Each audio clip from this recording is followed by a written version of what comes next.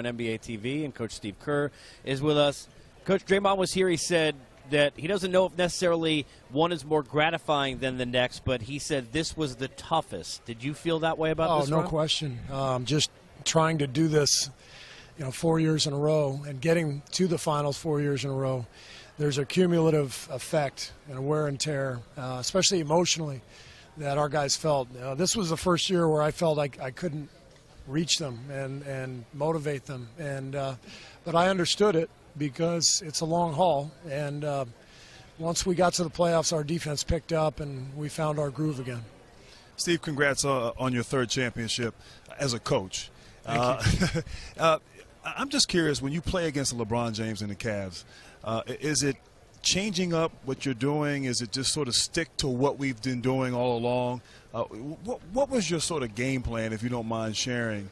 Because you guys obviously had great success against LeBron and, more importantly, the Cavs. But was it just switch everything, stick to our principles?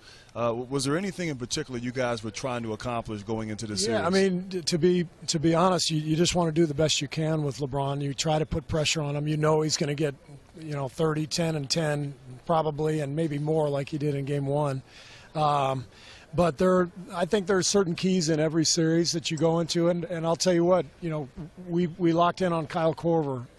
We knew from watching the tape of their earlier playoff rounds, when he scores, when he gets free for threes, that's when they're at their best. So I thought we did a great job on Korver. We just made LeBron work as hard as he could, or as hard as we could. And then the other key was getting Andre back for games 3 and 4, because that's another body who we can throw on LeBron and try to put pressure on him.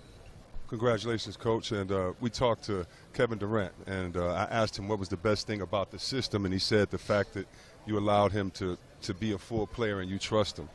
As a coach that played, what's the best characteristic about having a team like this? Is it the unselfishness? Is it the fact that guys can what's the best? I think what makes our team special is our guys don't need the ball.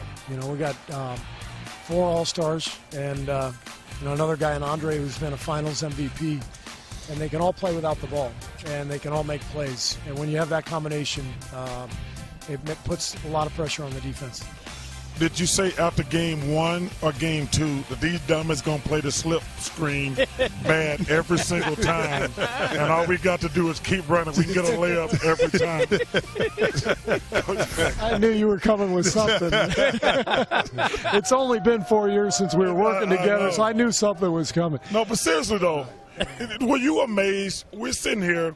We do a big thing before Game 3, and you come out and get 15 and 17 layups on a very simple play. Were you kind of surprised after Game 1 they played the same crappy defense on that play? You know what? We felt like if we set a lot of screens that we were going to get some slips, because we saw they were switching everything. And then when Steph got going, Game 2, then they started blitzing him. Yeah. And so now there's all kinds of openings. Yeah. Look, the Cleveland was not a good defensive team this year. I mean, I'm just, stating a fact, right? They were 28th, 29th in the league defensively. That was not their strong suit. So we felt like we could attack them and keep the ball moving, and there would be some breakdowns, and eventually we got them. Because you have 4 Hall of Famers on the team, they're going to get a lot of attention. But I thought, Steve, the way Livingston, as he always does, JaVale in minutes, your guys, that supporting cast, seemed to make the most of every opportunity, especially shooting. How big was that during this run and in this series for you? Well, I mean, we have so many weapons, and when the ball keeps moving, somebody's going to get hot. Like, last game, Game 3, Steph and Clay both struggled, and KD, it's whatever he had, 40-something. And tonight, Steph gets going right away. Clay's in foul trouble. Second half, Clay starts knocking shots down. There's just too many weapons for the defense to deal with, all game long. Steve, we always know that managing continued success is not easy, but your guys seem to play still for one another, and I know this was a difficult season, but just talk about the character, I guess, in that locker room and how you guys are still able to play together, play for one another, and just have a real fun spirit that you see out there on the court. I think it starts with Steph. Steph plays with so much joy and happiness, and he's out there like a kid. And then you got a bunch of guys who just want to win. You know, Clay's a winner, man. He just he's zero maintenance. He just shows up every day and he works. And I think KD saw that, saw the spirit and the energy our guys played with, and wanted to be part of it. And he's been amazing. And he fits right in because he can play with or without the ball. You saw tonight, triple-double, incredible talent, and it all just ties together. And then you got, you know, Sean Livingston and David West and, you know, multiple playmakers, guys who can all fill in and make plays for each other. It's an amazing team to coach.